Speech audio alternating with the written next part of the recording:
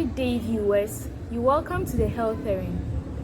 Our topic for today is obsessive-compulsive disorder, OCD. Okay, so I was thinking of a topic for my next video, and a friend suggested that I talk about OCD. OCD is something that usually happens among us, especially the youth, but we do not know about it, but it does happen. We'll be looking at what OCD is. We'll be looking at the types we have, or the symptom subtypes we have.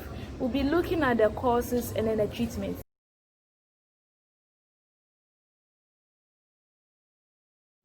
Okay, so what is obsessive-compulsive disorder? Obsessive-compulsive disorder is an anxiety disorder that is characterized by repeated and unwanted thoughts and the urge to do something over and over again. So the repeated and unwanted thoughts is what is referred to as obsessions, and the urge to do something over and over again is what is referred to as compulsions. So compulsions are done in response to obsessions. Okay, so what is an example of an obsession? An example of an obsession could be that probably the number 6 is a bad number, or black is a bad color, or pink is a bad color, or yellow is a good color. And an example of a compulsion could be that you wash your hands 10 times within the same hour after visiting the washroom.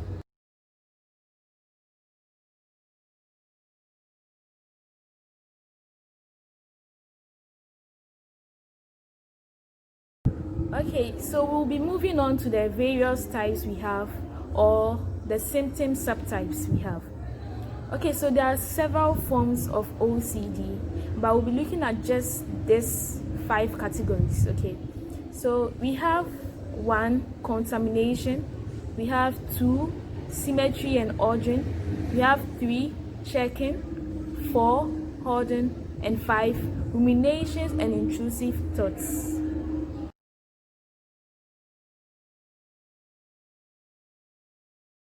Okay, so the first symptom subtype we're looking at today is contamination. This symptom subtype involves being so much concerned about feelings of discomfort associated with contamination. So one may wash or clean excessively to reduce these feelings of discomfort.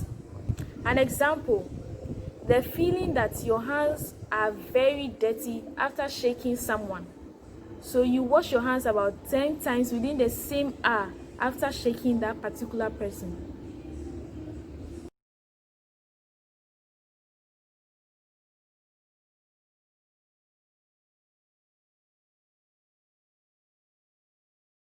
Okay, so our second subtype is symmetry and hoarding. This subtype is characterized by wanting to arrange objects over and over again until they are just perfect. So an example is arranging your shoes repeatedly so that they are arranged specifically by color or brand. Another example is writing words over and over again until they appear in a desired shape.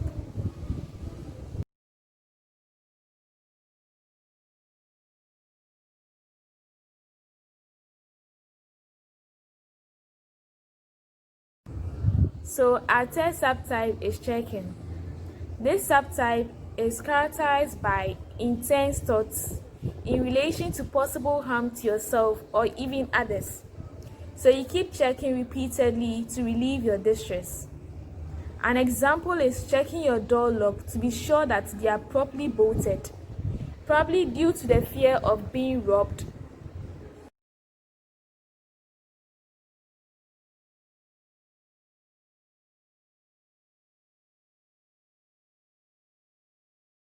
Okay, so our fourth subtype is hoarding. So I think hoarding is the most interesting subtype. I don't know why, but that's what I think. Hoarding involves the inability to discard old and unusable items. Okay, so usually individuals under this symptom subtype are unable to organize these old items properly. Okay, so an example is the inability to discard an old plate which is cracked, probably because it was given to you by an important person. Usually, people under this symptom subtype believe that it reminds them of the emotional attachments they had with people who had given them these old and unusable items.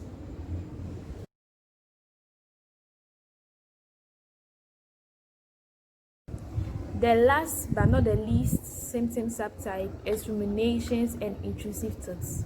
So as the name goes, intrusive thoughts.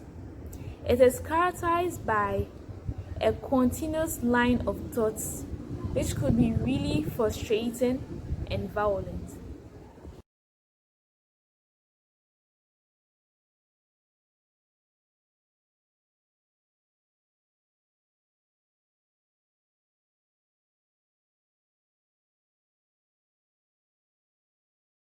So we move on to the causes or risk factors of obsessive-compulsive disorder.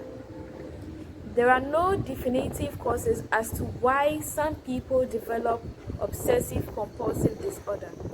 However, there are lots of theories surrounding the possible causes of the disorder. I'll be mentioning just a few.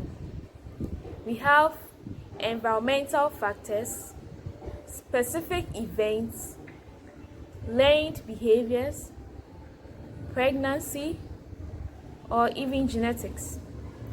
Some scientists believe that it's due to chemical imbalance in the brain.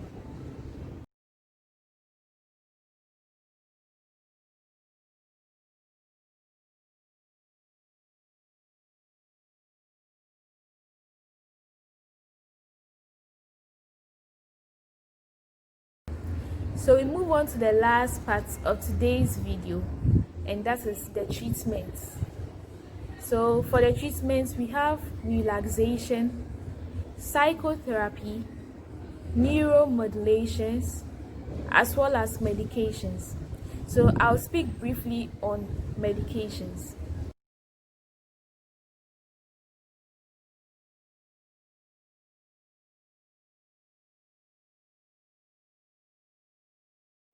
For the medications, I'll be mentioning two of them, which could be prescribed by therapists. We have Citalopram and Fluoxetine. These two drugs are antidepressants, and they work by increasing serotonin activity. Serotonin regulates mood, anxiety, and happiness. Low levels of serotonin are associated with depression. So these two drugs work by increasing the activity of serotonin.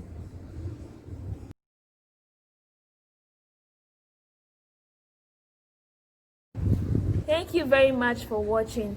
Please don't forget to like, share, and leave your comments below, as well as subscribe. It will really help if you do subscribe. Thank you very much.